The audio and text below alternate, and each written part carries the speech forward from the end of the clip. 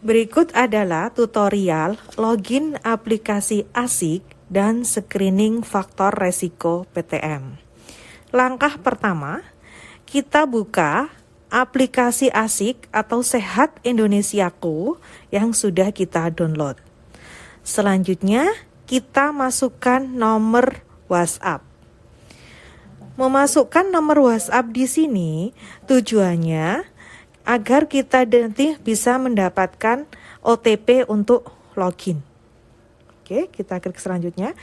Selanjutnya kita masukkan nomor OTP yang kita dapat dari WA. Kita klik lanjut. Kemudian di sini kita pilih screening PTM. Oke, kita masukkan tanggal kita melakukan screening.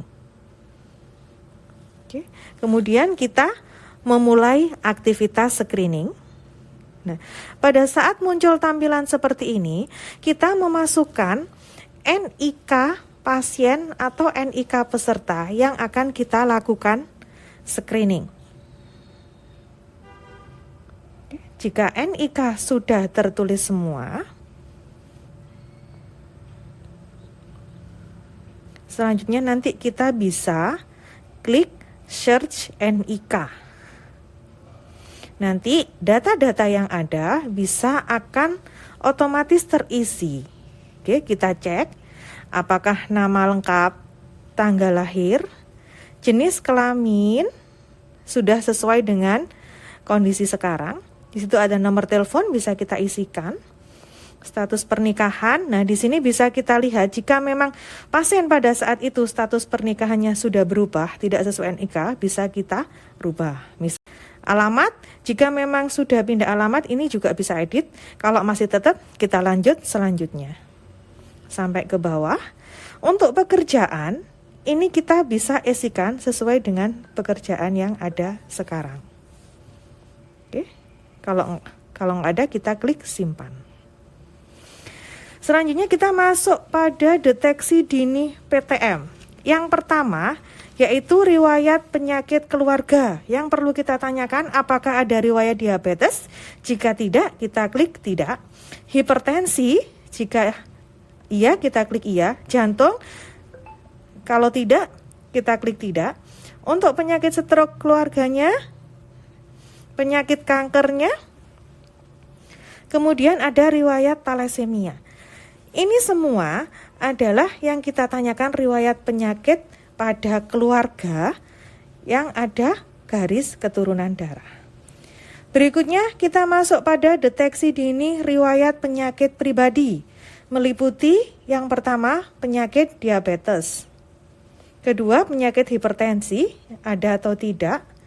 Penyakit jantung atau tidak, penyakit stroke juga seperti itu. Penyakit asma, apakah pasien asma atau tidak. Penyakit kanker, ada riwayat itu atau tidak pasien tersebut. Kolesterol tinggi. PPOK, ini adalah penyakit paru obstruksi menaun. Nah, itu yang perlu kita tanyakan ke pasiennya. Talasemia, ada riwayat atau tidak. Lupus, ada riwayat atau tidak. Gangguan penglihatan juga seperti itu. Gangguan pendengaran, ada atau tidak juga seperti itu. Gangguan mental. Jadi di sini gangguan mental, pada saat kita screening, kita tanyakan apakah pasien itu ada gangguan mental. Gangguan emosional, apakah pasien mudah emosi. Yang terakhir adalah apakah ada disabilitas. Jika sudah terisi semua, kita klik selanjutnya. Oke, kita masuk pada faktor resiko. Di sini adalah pertanyaan intensitas merokok. Kita tanya pasien apakah merokok. Jika merokok, kita tanya intensitasnya habis berapa dalam setahun. Yang kedua, apakah peserta terpapar asap rokok? Nah, ini bila keluarga ada yang merokok. Nah, kita tanya. Jika memang pernah terpapar, berarti kita jawab iya. Jika tidak, kita jawab tidak. Oke. Sesuai dengan kondisi. Selanjutnya, apakah peserta makan gula? Nah, ini kita tanyakan apakah menghabiskan gula lebih dari 4 sendok. Oke. Yang kedua, faktor resiko konsumsi garam. Kita tanya apakah pasien cenderung makan asin atau konsumsi lebih dari 1 sendok teh. Oke. Menghabiskan lemak lebih dari 5 sendok setiap hari atau tidak. Berikutnya adalah pola makan sayur dan buah. Apakah sudah 5 porsi sehari atau tidak.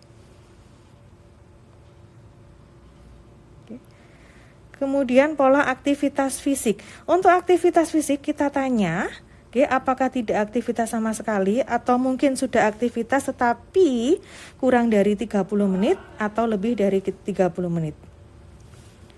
Apakah peserta mengkonsumsi alkohol? Jika tidak, kita jawab tidak. Jika sudah lengkap, kita klik selanjutnya untuk ke halaman berikutnya. Kemudian kita isikan berat badan pasien. Kemudian tinggi badan, lingkar perut, tekanan darah, di sini sistol dan diastol kita isikan semua. Jika sudah lengkap, kita klik selanjutnya. Visus mata, hasil pemeriksaan mata, jika tidak ada gangguan, hasilnya 6. Mata kiri juga gitu, jika tidak ada masalah, hasilnya 6. Telinga, apakah normal atau tidak? Tajam pendengaran juga seperti itu. Jika sudah selesai, kita klik selanjutnya. Nah, ini ada gula darah sewaktu, gula darah puasa, kolesterol total dan asam urat. Jika memang tidak dilakukan pemeriksaan gula darah, kolesterol dan asam urat, bisa tidak kita isi. Jika ada yang isi, bisa kita isikan hasilnya. Kemudian kita klik kirim. Oke. Nah, di sini akan muncul hasil dari faktor resiko. Mulai makan tinggi garam, tinggi lemak, olahraga, di sini semuanya ada. Jadi kita bisa merekomendasikan kepada pasien yang kita screening apa yang harus dilakukan untuk kedepannya untuk meminimalisir faktor resiko PTM. Oke. Nah, yang terakhir, jika dari hasil pemeriksaan sekiranya memerlukan rujukan ke fasilitas selanjutnya, kita klik rujuk ke puskesmas atau vaskes, kemudian kita klik simpan. Oke. Jika kita akan melakukan screening lagi, kita klik buat screening baru.